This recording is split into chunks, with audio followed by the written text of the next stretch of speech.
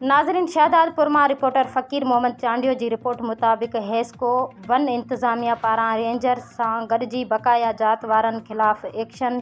7 ॼणा गिरफ़्तार। बक़ाया जात जमा कराइण बाद आज़ाद। शहदादपुर वासी बिजली जी बक़ाया जात जल्द जमा कराइनि, ॿी सूरत में कार्रवाई जारी रहंदी। Hesco one इंतज़ामिया।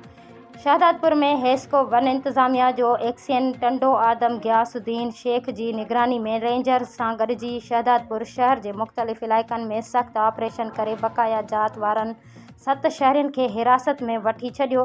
हिरासत में वेठलनि खां बक़ाया जात वठण खां सभिनी खे आज़ादु कयो वियो।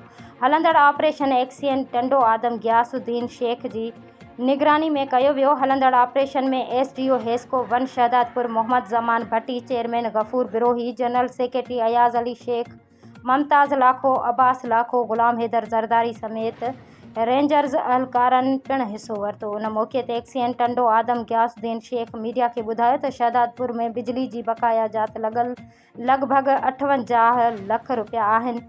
अॼु जी कार्रवाई में 25 कनेक्शन अटेंड कया ऐं 7 माण्हुनि खे हिरासत में वरितो वियो। 58 लखनि मां 9 लख रुपया बक़ाया जात मां हासिल थिया आहिनि। 12 कनेक्शन असां कटिया आहिनि। हिननि वधीक चयो त शहरियुनि खे घुर्जे त बक़ाया जात फ़ौरन जमा कराइनि। असांजो रेंजर सां गॾिजी बक़ाया जात लाइ ऑपरेशन जारी रहंदो ऐं डायरेक्ट लॻल कनेक्शन काटिया वेंदा।